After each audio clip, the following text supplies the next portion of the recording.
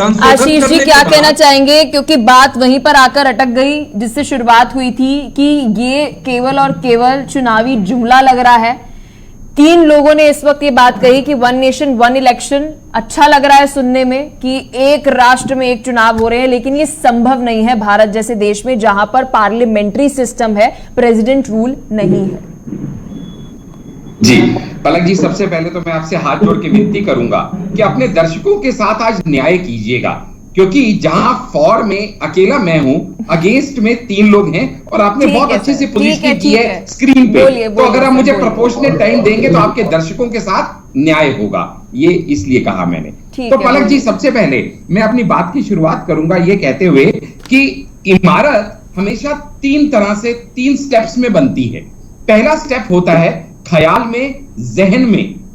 दूसरा स्टेप होता है कागज पे नक्शे के रूप में, और तीसरा स्टेप होता है ईंट और पत्थर की इमारत को फिजिकली बनाना। तो पहले जहन में लाते ही इतनी नेगेटिविटी आपका पैनल पे बैठे मेरे तीनों लर्नर फ्रेंड्स यहां जनता के दिमाग में घोलने का प्रयास कर रहे हैं, ये नहीं हो सकता, ये नहीं होगा, ये हमारे बस का नहीं है। ठीक वैसे ही जैसे वैक्सीन के टाइम पे कहा था, अरे कहां इंडिया कहां बनाएगी, सारे लोगों को वैक्सीन कहां दे पाएगी, इनके बस का नहीं है। डिजिटलाइजेशन के टाइम पे कहा था, अरे कैसे हो सकता है, एक रिक्शा वाला 5 रुपए 10 रुपए की पेमेंट कैसे लेगा, डिजिटल गेटवे इंडिया में कामयाब नहीं होगा। ये सब नेगेटिविटी फैलाने के काम है। आपको पता है शायद या नहीं पता, मैं आपके दर्शकों की ज्ञानवर्धन कर दूं कि जो महाभारत का युद्ध था उसमें सबसे बड़े 2 योद्धा थे, एक कर्ण और एक अर्जुन। एक्चुअली लड़ाई इन दोनों के बीच में नहीं थी, एक्चुअली लड़ाई किसके बीच में थी? बोलिए आशीष जी। जी जी, मैं पलक जी अपनी बात को संक्षेप में रहते हुए अपने असल विषय पे आऊंगा, क्योंकि समझाना जरूरी है आपके दर्शकों को कि मैंने क्यों जिक्र किया था कर्ण और अर्जुन का, मैंने क्यों जिक्र किया था श्री कृष्ण और शैल्य जी का। क्योंकि श्री कृष्ण के जो थे वो सारथी थे अर्जुन जी के, और जो शैल्य थे वो सारथी थे कर्ण जी के। तो जैसे ही कर्ण युद्ध पे शुरू होता था ना बाण चढ़ा के लड़ने के लिए, तो शैल्य उसको पता है क्या कहते थे, ओ बैठ जा बैठ जा, ओ तेरे बस का नहीं है, वो तो सूत पुत्र है, तू क्या लड़ेगा। ठीक है सर। अब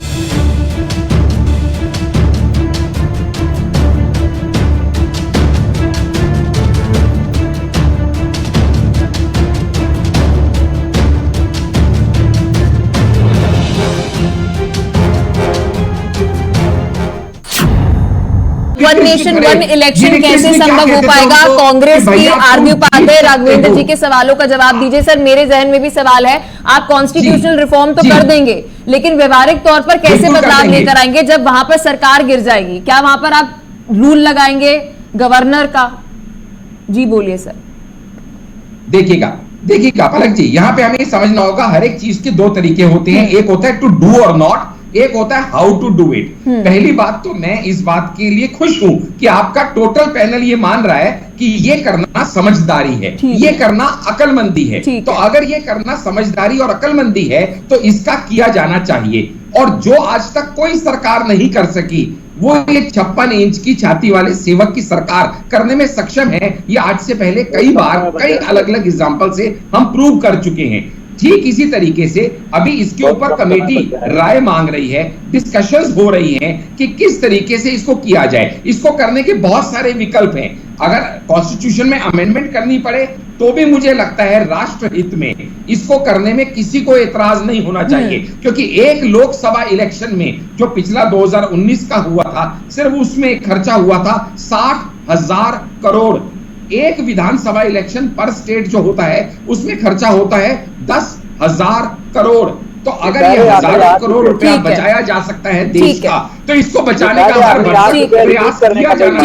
1 नेशन 1 इलेक्शन आपने लागू कर दिया, और हम बात कर रहे हैं राज्य की। राज्य में सरकार गिर गई तो क्या वहां पर गवर्नर रूल लगेगा, यानी कि केंद्र की तरफ से रूल लग जाएगा? क्या इस तरीके के प्रावधान जो है वह आप सोच रहे हैं? देखिएगा, पहली बात तो यह है कि इसको इंप्लीमेंट करने के लिए जो इलेक्शन डेट्स हैं लोकसभा की और विधानसभा की, उनको सिंक्रोनाइज करना पहली रिक्वायरमेंट आएगी। इसीलिए ये जो भी इंप्लीमेंट होगा 2029 लोकसभा ऑनवर्ड्स होगा। अभी होने का इसका कोई चांस ही नहीं है, ये सब जानते हैं, सारे विशेषज्ञ ये जानते हैं। पहली बात। दूसरी बात, उसके लिए हमारे पास अभी पर्याप्त समय है, हमारे पास या जिसके पास मर्जी।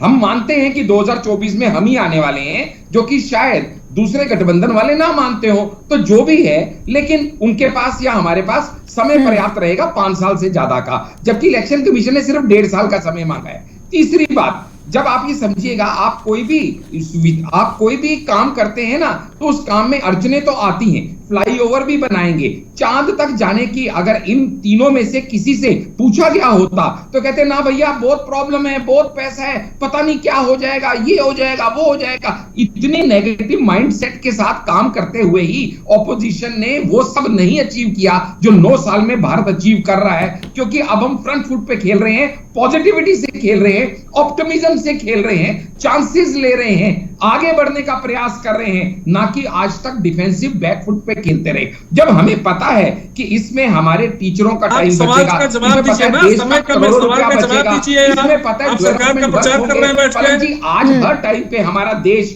हमेशा इलेक्शन मोड पे होता है। हम राम मंदिर का शिलान्यास भी करते हैं। चलिए, बहुत बहुत शुक्रिया आप चारों का अपना कीमती समय देने के लिए। आज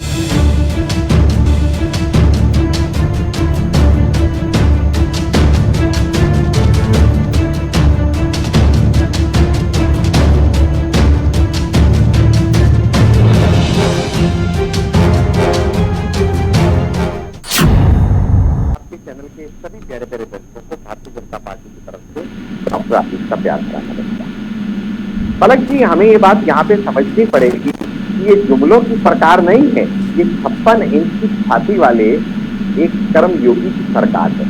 और हम जो कहते हैं वो कर दिखाते हैं, क्योंकि जो 70 साल में इस देश में नहीं हुआ वो पिछले 9 साल में होता हुआ देखा गया है। और ये 1 नेशन 1 इलेक्शन, इससे पहले भी हमारे देश में 4 बार इसके तहत इलेक्शन हो चुके हैं। 1952 में, 1957 में, 1962 में और 1967 में 4 बार हो चुके हैं। और ये मोदी जी, ऐसा नहीं है कि बहुत सी ऐसी चीजें जो मोदी जी लेके आते हैं, नहीं, लेकिन ये ऐसी चीजें जो ऑलरेडी थी, लेकिन इसको लाने की पॉलिटिकल विल ऑपोजिशन पार्टीज में नहीं थी। जैसे कि 370 हटाने की नहीं थी, जैसे कि राम मंदिर बनवाने की नहीं थी, जैसे वुमेन रिजर्वेशन बिल लाने की नहीं थी। इसी तरीके से 1 नेशन 1 इलेक्शन भी 70 साल से आ सकता था अगर पॉलिटिकल विल होती तो, क्योंकि लॉ कमीशन ने 1999 में हेडेड बाय जस्टिस रेड्डी इसकी रिकमेंडेशन के ऊपर बात कही थी। मैं 1999 की बात कर रहा हूँ पलक। उसके बाद पार्लियामेंट्री स्टैंडिंग कमेटी 2015 ने भी इसकी नीड के ऊपर बात करी, 2016 में नीति आयोग ने इसके ऊपर बात करी, वर्किंग पेपर भी 2017 में डाल दिया गया, 2018 में फिर लॉ कमीशन ने बात करी, लेकिन कॉन्स्टिट्यूशनल चेंजेस आएंगे इसके ऊपर बात की गई। मोदी जी ने पब्लिक रैलीज से इसकी इंपॉर्टेंस और इसकी रेलेवेंस से बात करी। 15 अगस्त 2019 को, 26 नवंबर 2020 को, 9 फरवरी 2022 को। लेकिन अब हम मन बना चुके हैं कि 1 नेशन 1 इलेक्शन जो इस देश की जरूरत है, जिससे इस देश को आगे बढ़ाया जा सकता है। जैसे आपने कुछ पॉइंट्स अभी बताए, आगे चर्चा में मैं भी उनके ऊपर जिक्र करूंगा। ठीक है।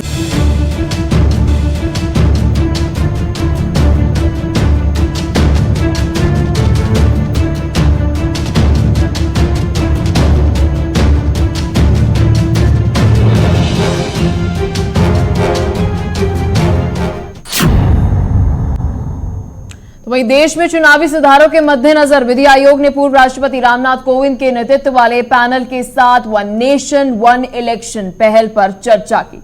इस दौरान विधि आयोग के अध्यक्ष न्यायमूर्ति ऋतुराज अवस्थी ने अपने कुछ सदस्यों के साथ एक साथ चुनाव कराने के रोड मैप पर, पॉलिसी पर चर्चा करने के लिए समिति की मुलाकात हुई थी। हालांकि पैनल ने देश में एक साथ चुनाव कैसे कराए जा सकते हैं, इस पर विचार जानने के लिए विधि आयोग को आमंत्रित किया था। इस पर विस्तार से चर्चा की गई और यह भी समझा गया कि इसे लागू करने पर कहां पर पैंच फंस सकता है। लेकिन क्या आपके मन में कभी यह सवाल आया है कि अगर एक देश एक चुनाव हकीकत में बदल गया तो मतदान के लिए कितनी ईवीएम की जरूरत होगी और इसमें समय कितना लग सकता है और इससे किन पार्टियों को नुकसान, किन पार्टियों को फायदा पहुंच सकता है। आज इसी मुद्दे पर करेंगे चर्चा, लेकिन इस बीच एक बड़ी खबर का रुख कर लेते हैं, क्योंकि एक राष्ट्र और एक चुनाव की जब हम बात कर रहे हैं तो इस बीच विपक्षी पार्टी का क्या रुख है, इस पर उससे जुड़ी बड़ी अपडेट है, जहां पर अधीर रंजन चौधरी की अगर हम बात करें, कांग्रेस सांसद ने फैसला लिया है कि way one nation one election समिति से इस्तीफा दे देंगे। उन्होंने रेजिग्नेशन दे दिया है और साथ ही आपको बता दें कि समिति ने अधीर रंजन के इस्तीफे पर मोहर भी लगा दी है। इस वक्त की बड़ी जानकारी आपको बता रहे हैं, क्योंकि इससे पहले नजर घुमाए, ये पहली दफा नहीं है जब वन नेशन वन इलेक्शन पर केंद्र सरकार द्वारा कोई चर्चा की जा रही हो। 2019 में 19 जून को ऐसी ही एक मीटिंग जो है बुलाई गई थी और वहां पर सभी विपक्षी पार्टियों के लीडर्स को, नेताओं को बुलाया गया था। अधीर रंजन चौधरी उस मीटिंग में उस वक्त शामिल थे और आज समय है 2023 का, जब एक बार फिर से विपक्षी पार्टियों को वन नेशन वन इलेक्शन के अंदर अपनी भागीदारी देने के लिए बुलाया गया।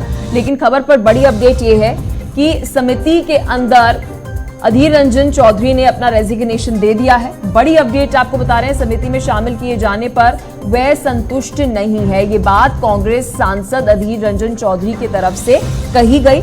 तो बड़ी अपडेट आपको बता रहे हैं, जहां 19 जून 2019 को एक मीटिंग बुलाई गई थी और उसके बाद आज तारीख है 2023, जब एक बार फिर से एक राष्ट्र एक चुनाव को लेकर मीटिंग बुलाई गई। इस बीच अपडेट देते हैं आपको कि एक राष्ट्र एक चुनाव के फायदे क्या कुछ हो सकते हैं। ये पूरी रिसर्च आपके सामने पेश कर रहे हैं। सबसे बड़ा फायदा तो होगा, सरकारी खर्च कम होगा। अब आप सोच रहे होंगे कैसे, क्योंकि स्टेट इलेक्शन और सेंट्रल यानी कि केंद्र सरकार और साथ ही राज्य सरकार के जब चुनाव एक साथ होंगे तो एक ही राज्य में 2 चुनाव हो जाएंगे। अब 2019 में चुनाव में, जब हम 2019 की बात कर रहे हैं, 60,000 करोड़ रुपए का खर्च जो है वह आया था। 1951 में खर्च केवल और केवल 11 करोड़ रुपए था। तो आप सोचिए, जब एक साथ चुनाव हुए थे, इन्फ्लेशन हुई, महंगाई बढ़ी, लेकिन आपको एक आकलन बता रहे हैं। अब प्रशासनिक स्तर पर काम की जो क्षमता है वो बढ़ेगी। अब प्रशासनिक स्तर पर कैसे, क्योंकि एडमिनिस्ट्रेशन जो है वो बेहतर हो पाएगी। जब शासन का फोकस केवल और केवल काम पर होगा, चुनाव पर नहीं होगा, तो बेहतर पॉलिसी मेकिंग हो पाएगी। सरकारी मशीनरी संस्थानों का जितना भी सीमित इस्तेमाल है वो हो पाएगा। यूटिलाइजेशन की जब हम बात करते हैं, क्योंकि अब फोकस क्या है, चुनाव से तो आपने केवल और केवल 1 साल मेहनत करी, बाकी जो 4 साल हैं, यूं लगा ले 4.5 साल हैं, उस वक्त आप केवल और केवल पॉलिसीज पर काम कर रहे हैं, जनता के सुधार के बारे में सोच रहे हैं। अब बात करते हैं, देश की सरकारी व्यवस्था में एक सुधार होते हुए नजर आएगा। ये कई सारे एक्सपर्ट कहते हुए नजर आते हैं कि अगर वन नेशन वन इलेक्शन होता है तो गवर्नेंस में, शासन में काफी ज्यादा बेहतरी देखने को मिलेगी। अब विकास कार्य नहीं रुकेंगे, काले धन पर लगाम भी लगेगा। कैसे, क्योंकि कुछ समय पहले आपको एक जानकारी दे रहे थे कि जब एक चुनाव होता है तो चुनाव में फंडिंग किस तरीके से आती है। तो ना केवल सरकारी खर्च बचेगा, ये जितनी भी तमाम पार्टियां हैं, चाहे कांग्रेस हो, बीजेपी हो, आम आदमी पार्टी हो, जितनी भी राजनीतिक दल हैं, इन सभी का खर्च भी बचेगा। हर साल होने वाले चुनाव से लोगों का समय बचेगा, सबसे बड़ी बात, क्योंकि जब हम लोगों की बात कर रहे हैं तो ज्यादा वोटर टर्नआउट भी होते हुए नजर आएगा, क्योंकि एक ही बारे में आप जा रहे हैं, अपने राज्य की भी सरकार चुन लेंगे और आप अपने केंद्र के अंदर बैठी हुई सरकार को भी चुन लेंगे। इस पर यह भी विचार हो रहा है कि क्या पंचायती को भी इसमें लेकर आया जाए और साथ ही जितने भी नगर पालिका के इलेक्शन होते हैं उसे भी लेकर आया जाए। अब क्षेत्रीय मुद्दों की अनदेखी हो सकती है, नुकसान ये बहुत बड़ा रहेगा, क्योंकि एक्सपर्ट्स का ये भी कहना है, ये आपको एनालिसिस पेश कर रहे हैं, जहां पर जितनी भी क्षेत्रीय पार्टी है उन्हें कहीं ना कहीं नुकसान पहुंच सकता है। अब क्षेत्रीय दलों को नुकसान होगा, रीजनल पार्टीज जो हमारे लोकतंत्र को, संघवाद को, फेडरलिज्म को मजबूत करती है। कहा जा रहा है कि अगर वन नेशन वन इलेक्शन लेकर आया तो जो केंद्र में बैठी सरकार है, कहीं ना कहीं उसका एक दबदबा जो है वो देखने को मिलता है। रीजनल पार्टीज उतना वर्चस्व नहीं बना पाती हैं। एक्सपर्ट से कहते हैं कि बड़ा फायदा जो केंद्र में बैठी हुई सरकार है, मतलब नहीं है कि केंद्र में बैठी कोई भी सरकार हो उस वक्त जब ये लागू हो, लेकिन उसे एक फायदा मिलेगा, एडवांटेज मिलेगा। अब नेशनल और रीजनल पार्टियों में खींचतान होगी। आज अगर आप लगा लीजिए कि ये पॉलिसी लागू हो जाती है, उदाहरण के तौर पर बोल रहे हैं, तो जब ये लागू होगी तो अभी राज्य में जो सरकार बनाए बैठे हुए जितने भी राजनीतिक दल हैं, क्या वो खुश होंगे इससे? क्योंकि अब एक बार फिर से उन्हें मेहनत करनी पड़ेगी। तो आप इस पर भी सोचिए। अब नतीजे आने में बहुत समय भी लग सकता है। इसके लिए अब इलेक्शन कमीशन के अंदर हायरिंग करनी पड़ेगी, क्योंकि मैन पावर वहां भी लेकर आनी पड़ेगी, क्योंकि आप कह रहे हैं कि एक ही समय में आप चुनाव करा रहे हैं, तो इसमें सेंट्रल पैरामिलिट्री जो फोर्स लगाई जाती है उसमें भी आपको हायरिंग बढ़ानी पड़ेगी और साथ ही आपको इलेक्शन कमीशन में हायरिंग बढ़ानी पड़ेगी, यानी कि जो वोटिंग को लेकर जितने भी पोल स्टाफ हैं उसे बढ़ाना चाहेगा। अब बात करते हैं नतीजे से पहले, जब हम बात कर रहे हैं विकल्प क्या होगा, क्योंकि ये कहा जाता है हमारे संविधान में कि केवल और केवल जब जैसे मान लीजिए अभी राज्य सरकार के अंदर बोल दिया गया कि चुनाव होना है, उस वक्त कौन कमान संभालेगा, इस पर सोचना बेहद ज्यादा जरूरी है। उस टाइम सरकार कौन चलाएगा, क्योंकि पहले जब शुरुआत की जाएगी, सबसे बड़ी बात यह, तब शुरुआत के ऊपर सबसे ज्यादा गहन चर्चा होगी कि उस वक्त सरकार कौन संभालेगा। अब बात करते हैं, इसके लिए सबसे पहले संविधान में बदलाव होगा। बात कर रहे हैं हम आर्टिकल 83 की, 85 की, और कई सारे ऐसे आर्टिकल्स हैं जो ये बात कहते हैं कि आपको पहले संविधान यानी कि कॉन्स्टिट्यूशन ऑफ इंडिया में बदलाव करना पड़ेगा, फिर जाकर आप वन नेशन वन इलेक्शन के ऊपर बात कर सकते हैं। हाल ही में जो कोविन मीटिंग हुई, कमेटी की मीटिंग हुई, उसमें ये बात सुझाव लॉ कमीशन द्वारा दी गई कि आपको सबसे पहले संविधान में, कॉन्स्टिट्यूशन ऑफ इंडिया में बदलाव करना पड़ेगा। चलिए अब आगे बढ़ते हैं। आपको कितना समय लगेगा, कितनी चुनौतियां होंगी, कितने पैसे लगेंगे, इसका भी एनालिसिस आपके सामने पेश करते हैं। 2 बार आपको बता दें कि उच्च स्तरीय समिति की बैठक अब तक हो चुकी है। जहां पर पहली बैठक हुई, बैठक पर केवल बात करी गई, रिपोर्ट पेश करने के लिए कहा। अब दूसरी बैठक में बता दें आपको कि इसको रोड मैप क्या होगा, पॉलिसी किस तरीके की हो सकती है, इसका एक आइडिया दिया गया। एक साथ चुनाव पर जब काम कर रही है उच्च स्तरीय समिति, तो इस पर कई सारे एंगल्स, फायदे नुकसान, जैसे हम आपको समझा रहे हैं, ऐसी ही पॉलिसी मेकिंग भी होती है कि ये चुनौती खड़ी होगी तो इसका सामना कैसे करेंगे। अब पूर्व राष्ट्रपति रामनाथ कोविंद की अध्यक्षता में ये पूरी समिति जो है वह बनाई गई है। आपको बता दें, भारत में पार्लियामेंट्री सिस्टम है, प्रेसिडेंट सिस्टम नहीं है, लेकिन जब राष्ट्रपति है उसके पास कई सारी पार्ट्स हैं, कई सारी शक्तियां हैं। अगर किसी को लोकसभा में सरकार गिरानी है तो इसका जो अधिकार है, जो पार है, वो केवल और केवल राष्ट्रपति के पास है। सबसे पहला बदलाव तो यही करना पड़ेगा, क्योंकि पार्लियामेंट्री डिसीजन लेगी ना, जब वन नेशन वन इलेक्शन की बात कर रहे हैं। अब बात करते हैं कितना समय लगेगा। लोकसभा, राज्य विधानसभा और नगर पालिकाओं और पंचायतों में एक साथ चुनाव कराने पर भी चर्चा हो रही है, जिसकी जानकारी अभी दी थी कि हो सकता है कि एक ही बार में पूरे देश के अंदर चुनाव हो जाए, हर एक स्तर पर। अब चुनाव आयोग ने विधि आयोग के सामने अपनी बातें भी रखी है, क्योंकि एक तरफ इलेक्शन कमीशन है जो कह रहा है कि हमें कम से कम, अगर आप इस पॉलिसी को लागू कर रहे हैं, 1.5 साल तक का समय चाहिए इसे लागू करने के लिए। अब ईवीएम के लिए अधिक भंडारण सुविधाओं की आवश्यकता होगी। अभी बता दें, पहले ही एक बड़ी चुनौती है, जो इलेक्शन कमीशन है उन पर ईवीएम को स्टोर करने के लिए एक बड़ी चुनौती है। चलिए ठीक है, इस पर भी काम हो जाएगा। बात करते हैं, एक राष्ट्र एक चुनाव के लिए 30 लाख ईवीएम की जरूरत होगी, आने वाले समय में इसकी डिमांड होगी। तो ये एक तरीके से फिक्स कॉस्ट होगी, ऐसा नहीं है कि खर्च जो है वह आने वाले समय में बढ़ता ही जाएगा, क्योंकि अभी ये बात कही जा रही है केंद्र सरकार द्वारा कि हम खर्च कम करना चाह रहे हैं, तो ये फिक्स कॉस्ट होगी। 43 लाख मतपत्र, लगभग 32 लाख वीवीपैट की जरूरत होगी। तो खर्च की जब हम बात कर रहे हैं तो आप सोचिए कि ये जरूरत तो होगी, लेकिन एक ही समय पर एक ही राज्य में 2 चीजें, अगर मान लीजिए कि लोकसभा इलेक्शन भी हो रहे हैं, लोकसभा के साथ साथ राज्य के अंदर विधानसभा चुनाव भी हो रहे हैं, तो एक तीर से 2 निशाने हो जाएंगे। और अगर मान लीजिए कि ऐसा भी फैसला ले लिया गया कि पंचायत में भी हम चुनाव कराएंगे, तो इससे भी काफी ज्यादा फायदा होते हुए नजर आएगा। अब इसमें लगभग 1.5 साल का समय लगेगा, ये बात इलेक्शन कमीशन ऑफ इंडिया ने कही है। तो ये विस्तृत आपको एक डिटेल साझा करिए, ये पूरा एनालिसिस है हमारी तरफ से कि कितना खर्च लगेगा, एनालिस्ट इस पर क्या कहते हैं, क्योंकि विशेषज्ञों के कई सारे इस पर सुझाव हैं कि कई नुकसान होंगे, कई फायदे भी होंगे। लेकिन इस बीच इस मुद्दे पर कई सारे सवाल खड़े हो जाते हैं। एक नजर सवालों पर डालेंगे और फिर सीधा चलेंगे चर्चा के ऊपर। एक देश एक चुनाव कितना ज्यादा व्यवहारिक है, बहुत सरल सवाल है और इस पर विचार करना बेहद जरूरी है। बात करते हैं भारतीय वोटर्स को क्या फायदा और नुकसान होगा, क्योंकि अंत में आकर बात केवल इस पर हो जाती है वोटर्स, क्योंकि हम सोच रहे हैं कि हमारे जो वोटर्स हैं, हमारे जो सिटीजन, हमारे नागरिक हैं, उन्हें क्या फायदा होगा। इस पर क्या है, ये विस्तार से चर्चा करेंगे। अब बात करते हैं मोदी सरकार की। क्या मोदी सरकार ये जो एक पॉलिसी लेकर आ रही है, क्या इससे कुछ फायदा उठाने की कोशिश की जा रही है। एक देश एक चुनाव हम देख रहे हैं कि लगातार इस पर चर्चा हो रही है, या फिर ये क्रांति के तौर पर सामने आएगा। कई सारे देशों के अंदर होता है वन नेशन वन इलेक्शन, लेकिन वहां पर प्रेसिडेंट रूल देखने को मिलता है। 2024 से पहले क्या विपक्ष जो है वन नेशन वन इलेक्शन को लेकर फंस जाएगी, क्योंकि इस बीच बड़ा सवाल ये उठता है कि विपक्षी पार्टी कांग्रेस क्यों कहेगी, आम आदमी पार्टी क्यों कहेगी कि वन नेशन वन इलेक्शन नहीं कराना चाहिए, क्योंकि खर्च तो उनका भी बच रहा है ना। विस्तार से इस पर चर्चा करेंगे। इसके बाद विपक्ष के सामने मुश्किलें आ जाएंगी, क्योंकि अभी केंद्र में बैठी सरकार जो है वो बीजेपी की है। तो विस्तार से आज इसी मुद्दे पर करेंगे चर्चा, क्योंकि वन नेशन वन इलेक्शन ऐसा नहीं है पहली बार हमारे देश में इसे लेकर चर्चा हो रही है। कई दफा ऐसा हुआ कि इस पर चर्चा की गई, लेकिन 2018 पर सबसे पहले मोदी सरकार ने, एनडीए सरकार ने इस पर चर्चा की थी। लेकिन आज 2023 हो चुका है कि लागू नहीं हुआ है, तो क्या केवल और केवल चुनावी जुमला भी हो सकता है? ये भी जहन में आता है। विस्तार से आज करेंगे इसी मुद्दे पर चर्चा। मेहमान हमारे साथ जुड़ चुके हैं, परिचय आपको करा देते। डॉक्टर आशीष सांडा हमारे साथ नेता है बीजेपी से, रत्नाकर सिंह प्रवक्ता कांग्रेस से, आरबी उपाध्याय हमारे साथ वरिष्ठ पत्रकार है, रघुवेंद्र द्विवेदी हमारे साथ पॉलिटिकल एक्सपर्ट है। बहुत बहुत शुक्रिया आप चारों का अपना कीमती समय में देने के लिए। डॉक्टर आशीष सांडा जी, शुरुआत हम आपसे करेंगे। क्या ये 2023 के अंदर चुनावी जुमला है? क्योंकि 2018 में वन नेशन वन इलेक्शन पर आपकी ही पार्टी ने इस पर बात करी, चुनाव से पहले 2019 में एक मीटिंग बिठाई, उसके बाद इस पर कोई बात नहीं हुई। आज हम 2023 में हैं, एक बार फिर से आपकी party one nation one election पर बात कर रही है।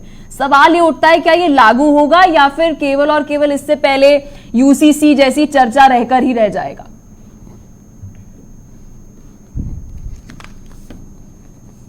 आपके चैनल के सभी प्यारे प्यारे दर्शकों को भारतीय जनता पार्टी की तरफ से डॉक्टर आशीष का प्यार भरा नमस्कार। पलक जी, हमें ये बात यहाँ पे समझनी पड़ेगी कि ये जुमलों की सरकार नहीं है, ये 56 इंच की छाती वाले एक कर्मयोगी की सरकार है। और हम जो कहते हैं वो कर दिखाते हैं, क्योंकि जो 70 साल में इस देश में नहीं हुआ वो पिछले 9 साल में होता हुआ देखा गया है।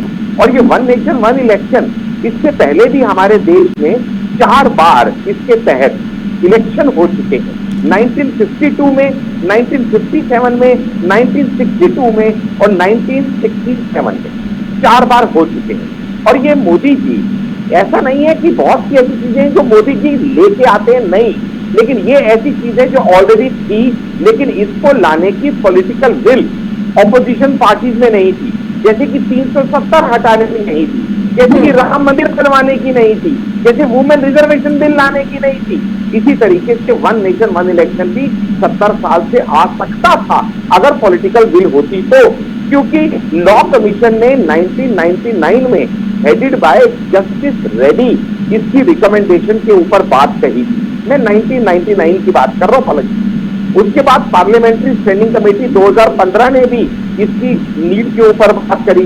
2016 में नीति आयोग ने इसके ऊपर बात करी। वर्किंग पेपर भी 2017 में डाल दिया गया। 2018 में फिर लॉ कमीशन ने बात करी, लेकिन कॉन्स्टिट्यूशनल चेंजेस आएंगे, इसके ऊपर बात की गई। मोदी जी ने पब्लिक रैली से इसकी इंपॉर्टेंस और इसकी रेलेवेंस से बात करी। 15 अगस्त 2019 को, 26 नवंबर 2020 को, 9 फरवरी 2022 को। लेकिन अब हम मन बना चुके हैं कि वन नेशन वन इलेक्शन जो इस देश की जरूरत है, जिससे इस देश को आगे बढ़ाया जा सकता है, जैसे आपने कुछ पॉइंट्स अभी बताए, आगे चर्चा में मैं भी उनके ऊपर जिक्र करूंगा कि क्या क्या इसके फायदे हैं। रत्नाकर सिंह जी, मन बना चुके हैं, क्या कहना चाहेंगे सर? एक है। तरफ तो विपक्ष कहता है तानाशाही सरकार हमसे कुछ पूछती नहीं है, लागू कर देती है। 2019 में चलते हैं सर, अधीर रंजन चौधरी जी को और कई सारी विपक्षी पार्टियों के प्रमुख नेताओं को बुलाया गया था वन नेशन वन इलेक्शन को लेकर चर्चा करने के लिए। 19 जून 2019 की वे तारीख थी। आज 2023 में हम हैं, जब सत्ताधारी सरकार ये चाहती है कि विपक्ष बैठकर अपने सुझाव दे, विपक्ष बैठकर हमारे साथ डिसीजन मेकिंग करे। अधीर रंजन चौधरी बैकआउट कर लेते हैं, रेजिग्नेशन दे देते हैं। सर क्यों?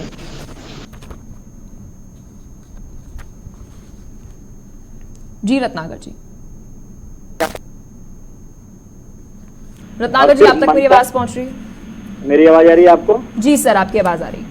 जी, अपोजिशन को सिर्फ शामिल करना सिर्फ इस मंशे से कि देश की जनता को यह दिखाना है कि लोकतांत्रिक तरीके से हम कोई काम भी कर रहे हैं।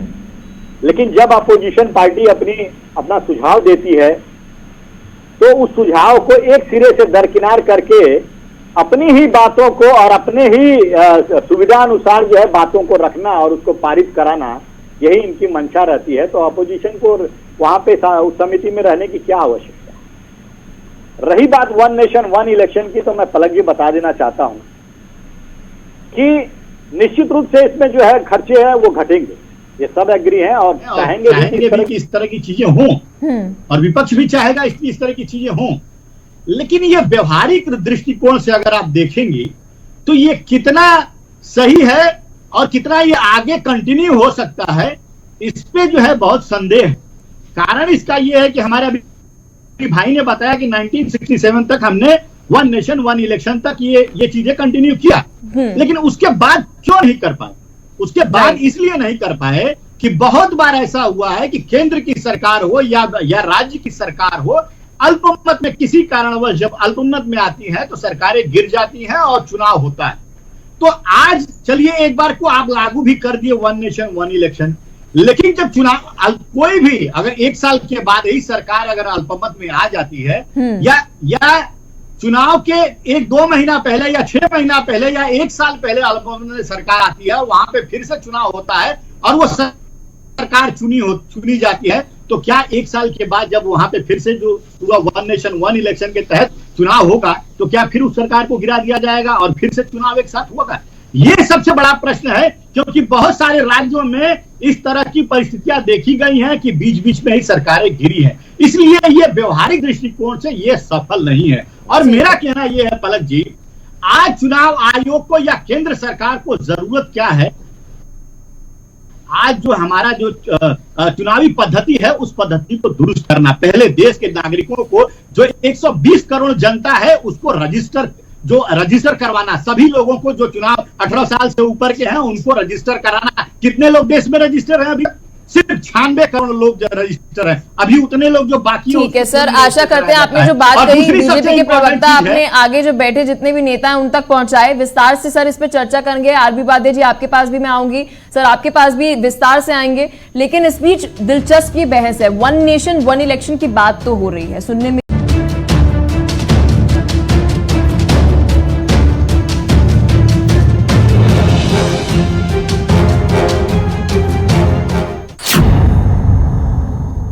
ब्रेक के बाद एक बार फिर से आप सभी का JK 24/7 न्यूज में स्वागत है। चर्चा महत्वपूर्ण है, वन नेशन वन इलेक्शन पर चर्चा कर रहे हैं। मेहमान हमारे साथ जुड़े हुए हैं, वरिष्ठ पत्रकार आरबी उपाध्याय जी के पास में आना चाहूंगी। Sir, one nation one election कहा जा रहा है कि कॉन्स्टिट्यूशनल, इसमें रिफॉर्म्स करने पड़ेंगे, संविधान के अंदर बदलाव करने पड़ेंगे। एक सेकेंड के लिए मान ले कि संविधान में भी बदलाव कर लिया, रत्नागर जी ने जो बात कही, क्या मुमकिन हो पाएगा वन नेशन वन इलेक्शन लागू करना जमीनी स्तर पर हमारे देश पर?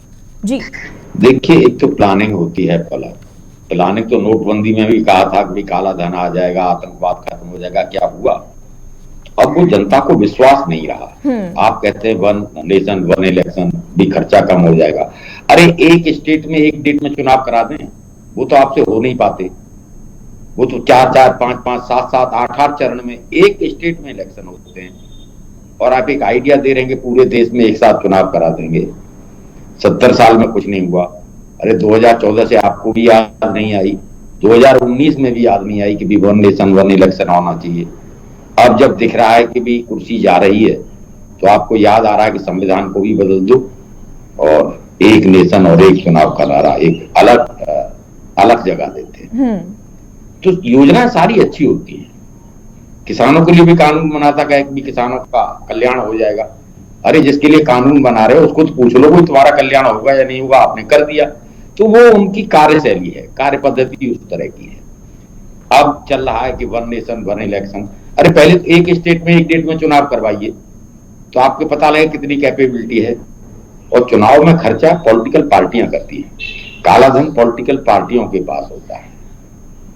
चंदे का सोर्स नहीं बताएंगे, आरटीआई के दायरे में नहीं आएंगे, और वो कहते हैं कि हम ईमानदार हैं। तो सर ईमानदारी की बात मान लेते हैं आरबी उपाध्याय जी कि आप कह रहे हैं कि चुनावी जितने भी चुनाव होते हैं उसमें जितनी भी पॉलिटिकल पार्टीज हैं वो भ्रष्टाचार करती हैं। हम अभी चल रहे हैं बेसिस पर, एग्जाम्पल ले रहे हैं, तो ऐसे तो भ्रष्टाचार भी कम ही हो जाएगा ना, क्योंकि आप एक ही तीर से इतने सारे निशाने मार देंगे तो जो आप 10 रुपए का खर्च करते हैं, भ्रष्टाचार करते हैं, आप 2 रुपए का करेंगे, और या फिर 10 रुपए के भ्रष्टाचार के अंदर आप अलग अलग स्टेट लेवल, राज्य स्तर पर आप चुनाव कर लेंगे।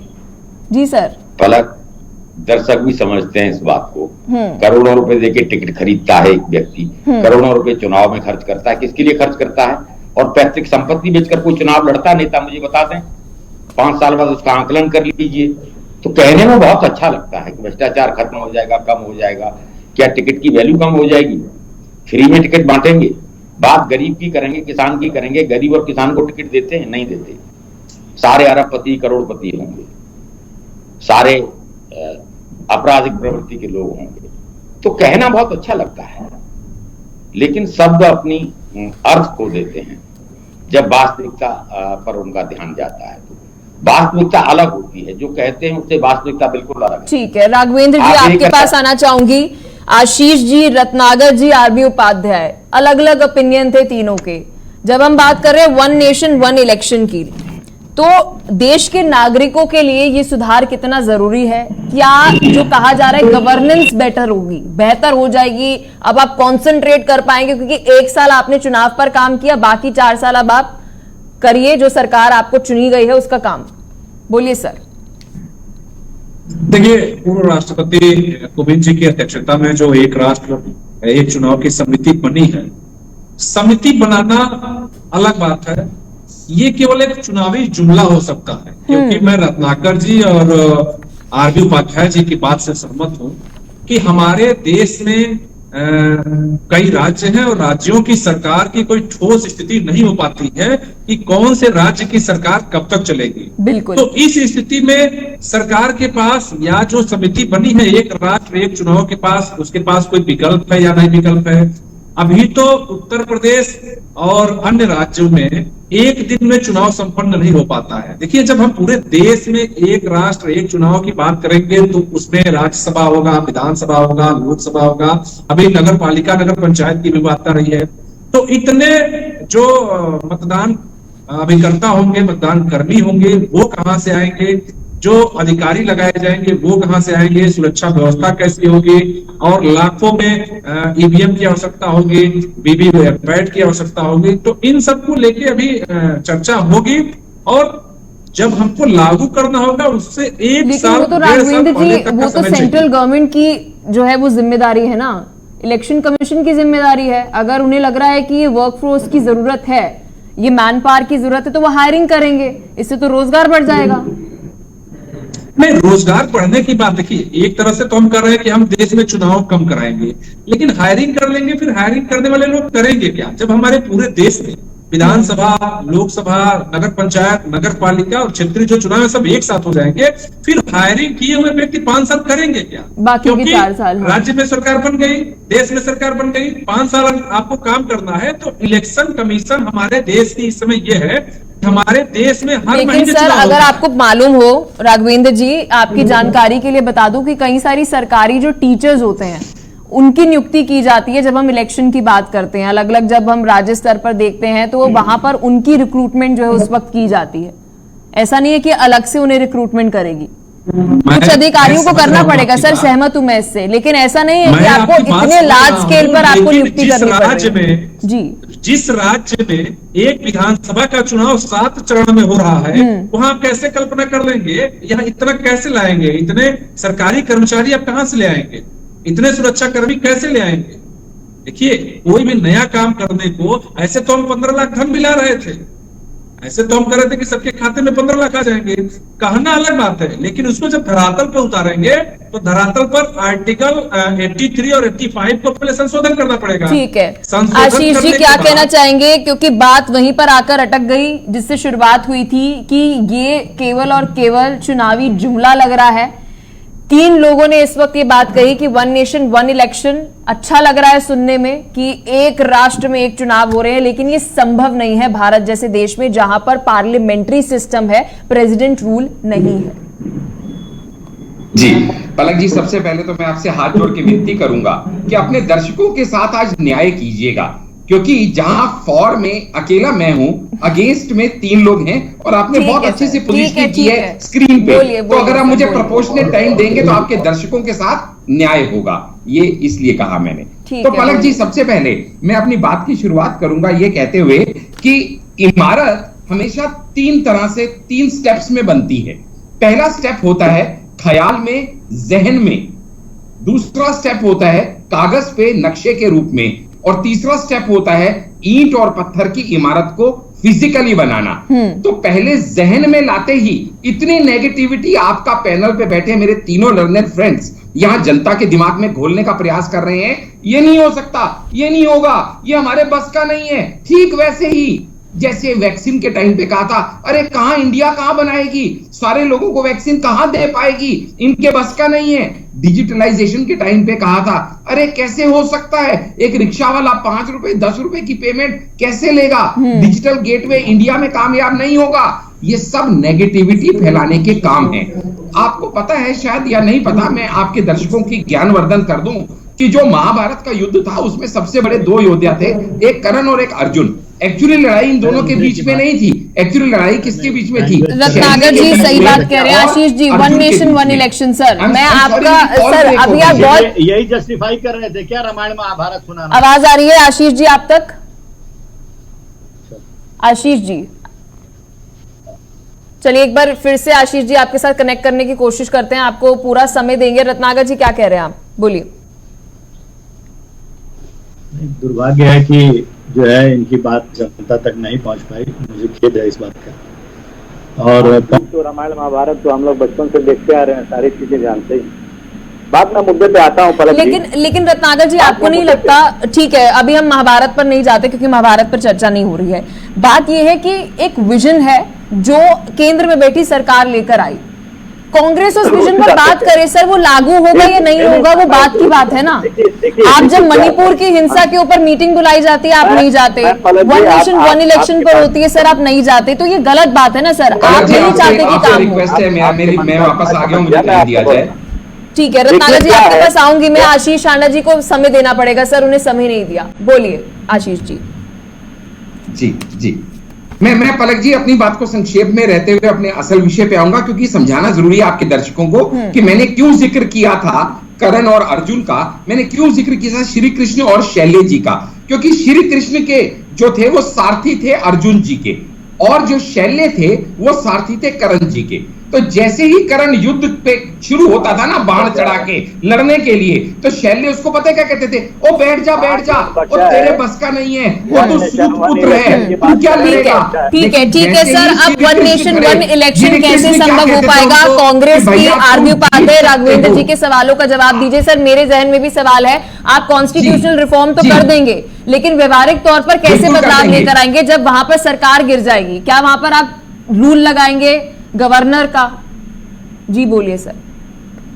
देखिएगा पलक जी, यहाँ पे हमें समझना होगा हर एक चीज के 2 तरीके होते हैं, एक होता है टू डू और नॉट, एक होता है हाउ टू डू इट। पहली बात तो मैं इस बात के लिए खुश हूं कि आपका टोटल पैनल ये मान रहा है कि ये करना समझदारी है, ये करना अकलमंदी है। तो अगर ये करना समझदारी और अकलमंदी है तो इसका किया जाना चाहिए। और जो आज तक कोई सरकार नहीं कर सकी वो ये 56 इंच की छाती वाले सेवक की सरकार करने में सक्षम है। ये आज से पहले कई बार कई अलग अलग एग्जांपल से हम प्रूव कर चुके हैं। ठीक इसी तरीके से अभी इसके ऊपर कमेटी राय मांग रही है, डिस्कशंस हो रही हैं कि किस तरीके से इसको किया जाए। इसको करने के बहुत सारे विकल्प हैं। अगर कॉन्स्टिट्यूशन में अमेंडमेंट करनी पड़े तो भी मुझे लगता है राष्ट्र हित में इसको करने में किसी को एतराज नहीं होना चाहिए, क्योंकि एक लोकसभा इलेक्शन में जो पिछला 2019 का हुआ था, सिर्फ उसमें खर्चा हुआ था 60,000 करोड़। एक विधानसभा इलेक्शन पर स्टेट जो होता है उसमें खर्चा होता है 10,000 करोड़।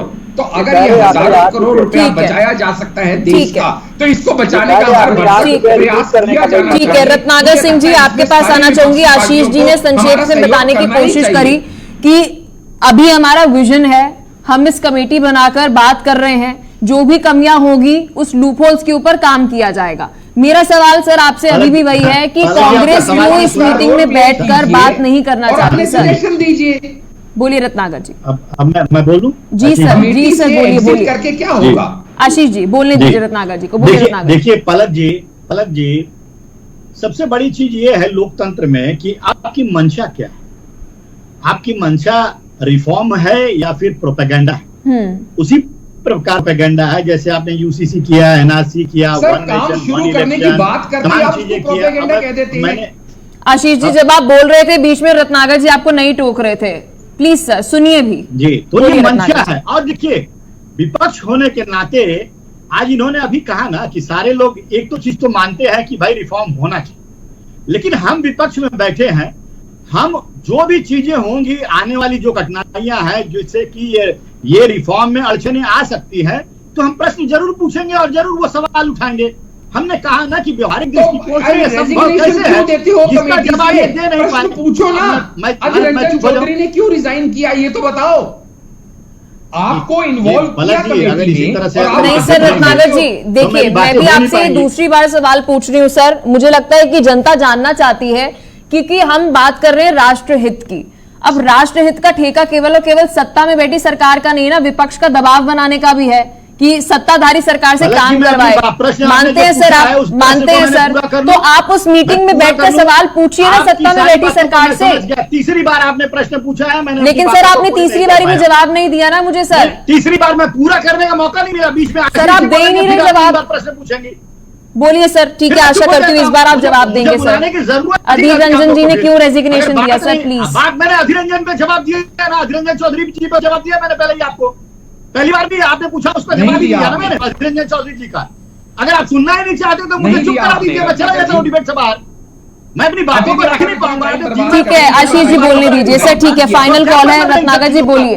अधीर रंजन चौधरी और कांग्रेस क्यों नहीं कमेटी में बैठना चाहती है और क्रॉस क्वेश्चन करना चाहती है केंद्र में बैठी सरकार से कि जी आप अगर लेकर आ रहे हैं तो इसमें ये अमेंडमेंट लेकर आइए। बोलिए सर। अनइंटरप्टेड बोलने दीजिएगा, बोलिए। मुझे 2 मिनट अनइंटरप्टेड बोलिए। 2 मिनट तो मुझे मैंने नहीं मिले अपने शुरुआती स्टेटमेंट में ही बोलिए बोलिए बोलिए रत्नागर जी। बेशरम की तरह हंसना, ऐरावत की तरह ठीक है, हंसना, ठीक है, रत्नागर जी ये बोलिए। दम्भ आपका दिखाता है भाई साहब नहीं आशीष जी प्लीज आप टोकिए मत। समय कम है हमारे पास, प्लीज मुझे आरबी उपाध्याय जी के पास भी आना है। बोलिए रत्नागर जी। ये दम्भ, ये रावण की तरह हंसी आपका जनता बता देगी रोज। ठीक है रत्नागर जी बोलिए। जी कोई बात नहीं सर, आप ये बताइए अधीर रंजन भागे क्यों? बोलिए। देखिए पलक जी, शुरुआती स्टेटमेंट में ही मैंने कहा कि यह भारतीय जनता पार्टी है, इसकी मंशा जो है रिफॉर्म की नहीं है। अगर ये विपक्ष को अगर आपने शामिल किया लोकतांत्रिक प्रक्रिया से, अगर विपक्ष को शामिल किया है तो विपक्ष का जो सुझाव आता है, जो सलाह मशवरा आता है, उसको सुनना चाहिए, उसको इम्प्लीमेंट करना चाहिए। हमने कोविड के टाइम भी अपना सुझाव दिया, हमने नोटबंदी के समय भी अपना सुझाव दिया, हमने जीएसटी इम्प्लीमेंटेशन के भी टाइम अपना सुझाव दिया, लेकिन ये सरकार हमारा सुझाव सुनी? बिल्कुल नहीं सुनी। ये करना वही है जो इनको ठीक है। आरबी उपाध्याय जी क्या कहना चाहेंगे इस वक्त की हमारे? ठीक है आशीष जी 1 सेकंड, रत्नागर जी 1 सेकंड, आरबी उपाध्याय जी मैं आपके पास आना चाहूंगी। सर क्या लोकतंत्र का स्तर गिरा रही है राजनीतिक पार्टियां? क्योंकि एक तरफ कांग्रेस बैठे हुए ये बात कह रही है कि जी तानाशाही है, लेकिन अगर तानाशाही है तो आप मीटिंग रूम में बैठिए, कमेटी में बैठिए, सवाल पूछिए कि जी आप ये जो लेकर आ रहे हैं कानून, इसमें ये क्यों नहीं लेकर आ रहे, आप ये ऐड ऑन करिए, बाद में देखी जाएगी जो होगा। लेकिन आप जनता का सवाल उठाएंगे, बात उठाएंगे, मुद्दे उठाएंगे, ये विपक्ष की जिम्मेदारी है। जी आरबी उपाध्याय जी। कोई सुनेगा ना? राह अधीर रंजन चौधरी की बात कर रहे हैं, क्या फायदा था उस कमेटी में रहने से जहां उनका कोई वजन ही नहीं है। अभी इलेक्शन कमीशन के लिए सुप्रीम कोर्ट ने गाइडलाइन जारी की थी, उन्होंने कहा था चीफ जस्टिस रहेगा और एक नेता प्रतिपक्ष होगा, प्रधानमंत्री होंगे। क्या किया उसने? कौन-कौन उस कमेटी में है? बदल दिया। उन्होंने कहा नहीं, जज की जरूरत नहीं है, प्रधानमंत्री जो होगा वो किसी मंत्री को चुन देंगे, वो हो गया। तो फिर विपक्ष के जो मेंबर है उसका मतलब क्या रह जाएगा उसकी वोटिंग का? जो आपको करना है, करना आपको वही है। गुलाम नबी आजाद वहां क्या कर रहे हैं? अधीर रंजन चौधरी का मोहरा वो भी पक्ष में नहीं है।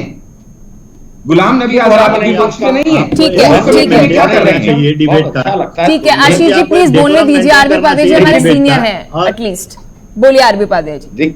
देखिए वन नेशन वन इलेक्शन सुनने में अच्छा लगता है, लेकिन फिजिबल व्यवहारिकता देखिए, सरकारें निरंकुश हो जाएंगी। अभी तो थोड़ा डर रहता है, जैसे एलपीजी का सिलेंडर 1200 रुपए का कर दिया, 400 रुपए से क्यों कर दिया?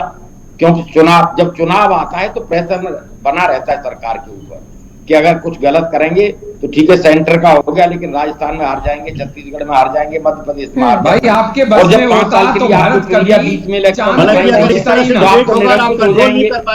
फिर आप 5000 का कर दीजिए। 1 सेकंड रत्नागर जी, आशीष जी 1 सेकंड रुक जाइए। आरबी उपाध्याय जैसे लोगों को सोचना पड़ेगा कि इस तरह से डिबेट में अगर इस तरह से अनकंट्रोल्ड रहेंगे ये लोग और आप उसको डेकोरम मेंटेन नहीं करा पाएंगे। Please Ashish ji, Ratnagar ji, sir आप भी तो वही कर रहे हैं। रत्नागर जी आप भी तो वही कर रहे हैं। अगर मैं आशीष जी को टोक रही हूँ तो आप भी बीच में बोल रहे हैं। आप तो एंकर को टीचर बना देते हैं। 1 सेकंड रत्नागर जी, आरबी उपाध्याय जी को बोलने दीजिए। राघवेंद्र जी से भी सवाल पूछना है, बोलिए आरबी उपाध्याय जी। तो बहुत अच्छा लगता है पलक, लेकिन व्यवहारिक चीजें नहीं है। और जब व्यवहारिक नहीं होंगी तो आप कानून बना लीजिए, वो कानून करे रह जाते हैं जब व्यवहारिक नहीं होते। तो नोटबंदी में हमने देखा, इन्होंने कहा भी आतंकवाद खत्म हो जाएगा, काला धन निकल आया, क्या निकल के आया? आतंकवाद खत्म हो गया।